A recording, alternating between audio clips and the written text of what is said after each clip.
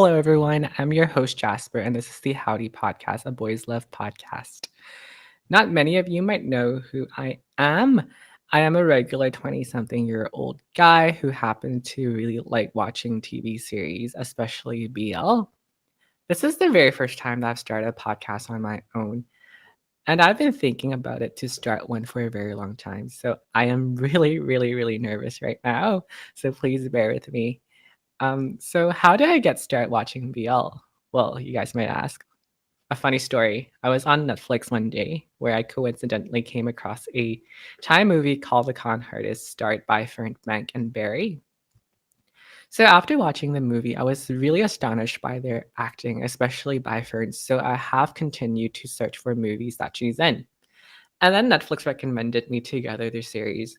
So normally before deciding to invest my time to watch any show, I would read the synopsis and the genre category. I knew just from the thumbnail, Bright and Win staring at each other passionately, the show was probably a queer show. It was categorized as swoon worthy and boys love, and it occurred to me that I've never heard of boys love before. This was the first time. So since watching the series, I've been hooked by the steamy bed scenes, if you know what I mean. I would say I've blushed a lot watching two guys being really intimate with each other. Then I was extremely captivated by the story of two guys falling in love. Their romance is really cute, and I really love the fact that the storytelling brings this message of tolerance and acceptance towards different forms of love. So it's really hard to stop. So yeah, leave me a comment down below and let me know if y'all feel the same and what your experience was like when you first started watching BL. Anyways, let's get straight to the crux of today's podcast. I'll be talking about a show which premiered 6 months after the ending of Together the series, and it's called Tonhon Chonlatee. Now, what's interesting is that the series serves as a reunion project for some of the familiar faces in Together the series. So there's Top Top, Khao, Mike, Gunsmile, and Guy. When I first started watching it, I have a lot of feelings. It was one of the dramas that make you feel good and at the same time makes you question the concept, as well whether I want it to be a comedy or a drama. So I will explain more later on why I think so. There are moments in the drama was equally cute and funny, whereby the story begins by introducing the main characters, Tan and Chan. So Chan has been in love with Tan since childhood, but obviously circumstances separated these best friends. Chan is gay and portrayed to be effeminate, and Tonhan, or Tan, who is staunchly straight and is described to be hypermasculine, has been taking care of Shan since their childhood days. So he sees him as a little brother, much to the heartbreak of Shan. However, I think some of the parts are obviously reusing certain tropes from other series, and that does feel a touch lazy on the writer's end. And at times, I do question the scriptwriter's thought process, as some parts I feel are over exaggerated and unnecessary. Their first meeting is quite comical and heartwarming. Chan has no idea that Chan is gay and has been quite vocal about his distaste over two men being together. Even more hilarious when Chan moved in with Tan and meet his roommates I and Ni, the endearing side couple, despite being Tan's best friends. They have been pretending to be straight because of Tan Han's reservations and manly demeanor, which forced them to hide their sexuality and relationship from him. I really think they definitely played up Tonhon being dense, probably hoping that would add some comedic relief to the story. For instance, how Ton being completely oblivious and lacked nuance that his friends are in a relationship even though they lived together for 3 years under the same roof. Finally, this unusual situation turned into a ray of hope for Sean to be closer with Ton. As always, the next half of the series where the evil ex-girlfriend trope was used. Dun dun dun. I was kind of disappointed because the plot is nothing particularly new. Also, the attempted rape of Chan, orchestrated by Amp, was unconvincingly disturbing and unwarranted. I mean, it makes it clear what happened to Chan in the bathroom was not okay. But I feel like the scriptwriters took the situation really lightly. Knowing the one who sexually assaulted Chan got away with it. This was another disappointing arc of Noying played by Gunsmile, who I think is a very talented actor. And it's definitely not his best characterization, and I feel like his storyline could have been better. The bottom line is Amp is trash, She has no self-respect and whatsoever. She is the bane of my existence, period. Interestingly, according to the research that I've found within Thai television, shows rape and other forms of sexual violence are highly prevalent, which are the main forms of domestic primetime TV entertainment. So, sexual violence is often administered by men as justified act to women who misbehaved and is justified as a consequence to bad karma and gendered social punishment. Now, why do I bring this up? Well, sexual violence perpetuates in Thai media, and sometimes it has been normalized and excused in popular culture. For example, forced kisses, slaps, unwanted hugs, intentionally touching sensitive parts of a person, and rape. And we seem to be very common due to the idea of this acting has been used for a very long time. So normally any Thai TV drama or series would include sexual violence towards a female role who is left to one of two possibilities. Either one, immediately saved by her love interest, the drama's other protagonist, or two, that she'll be left to suffer as she's raped on screens. Doesn't that sound familiar? The tentative of rape on Sean wasn't taken seriously. He was a victim of the sexual harassment. Then he was immediately saved by Tonhon.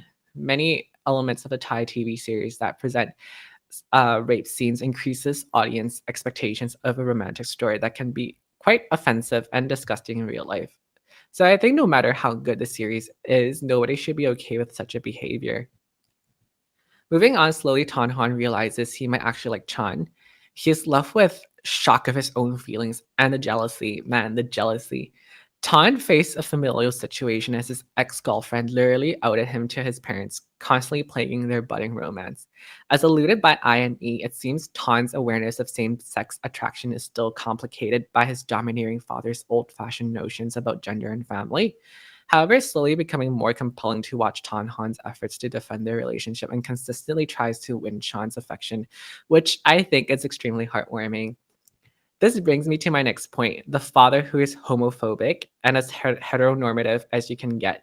For instance, at his birthday party, it was just really drawn out of the fact that he wants Tan to have children and would constantly tell Tan to stay away from anyone who identify themselves to be in the LGBTQ community because they can't produce children. This is very real everywhere, especially in Asia, which filial piety can be toxic to their children and ruin their children's happiness because they might end up in involuntary selection of spouse in order to make their parents happy. A lot of messages in the series brought to light of social issue which are currently happening in many societies as lessons to learn that parent and cultural expectations can be destructive to their children. Not to mention the surrogacy. I do think surrogacy is a popular option these days for homosexual couples who are ready to expand their families and who want to be biologically connected to their children. So Ton's father being homophobic entire 10 episodes just because of the whole heir issue. And I understand that they were going for that conservative traditional Asian father angle, but I wasn't so sure that the whole surrogate solution was never occurred to anyone as a possibility before. The entire resolution with the dad was just too quick and convenient at the end. But on the other hand, I feel like choosing Miriam as a surrogate mom, chosen by Tan's dad because she's a virgin, was a bit misogynistic too. In the end, I felt like the whole resolution of surrogacy was about pleasing Tan's unreasonable dad. But I do also want to mention how amazing Sean's mother is, and arguably the most preeminent mother in the BL world. She never questioned her son's sexual orientation. I love him wholeheartedly. Who doesn't love a mother who basically tells her son to talk to his crush because his crush is still his friend, or pushes him to decide to be near his crush all the time and not to be so indecisive? The last episode, I would say, is probably my favorite part of the script when she obliterated Tan's dad by cursing like a sailor, defending her son. She called the dad a limp dick, selfish old man. You know she wasn't playing around. And Na is another one of my favorite characters in the series, where he was introduced as one of the viewers supposedly dislike, but he was meant to come between the lovers, and it was really convincing because he was so overconfident. For example, he enjoys to show off his wealth. His character development throughout the episodes is immaculate. His clarity of thoughts, feelings for Sean, everything was sorted even after what Miriam and I and Nee put him through. He was still there for Sean and Tan. And also, let's not forget, he helped Ton to realize his feelings. So finally, can we just talk about the ending? I guess my biggest complaint of the short was the ending with an attempt of a plot twist that did not make a whole lot of sense to me. I feel like it invalidated all the things that happened in the previous episodes because Ton pretty much was really vocal about his distaste for homosexual relationships. For example, on different occasions, he would ask, Sean is a man and he should be with a woman. How can he be with a man? And suddenly, within a span of time, he loves Sean, doesn't hate homosexuals anymore, and is making promises to be with him and about living together forever and whatnot.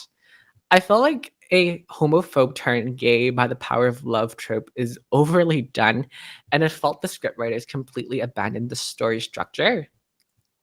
Overall, I really liked the chemistry between the actors Pod and Cow. It felt really natural for me because they played their characters really well. I really felt the show had potential.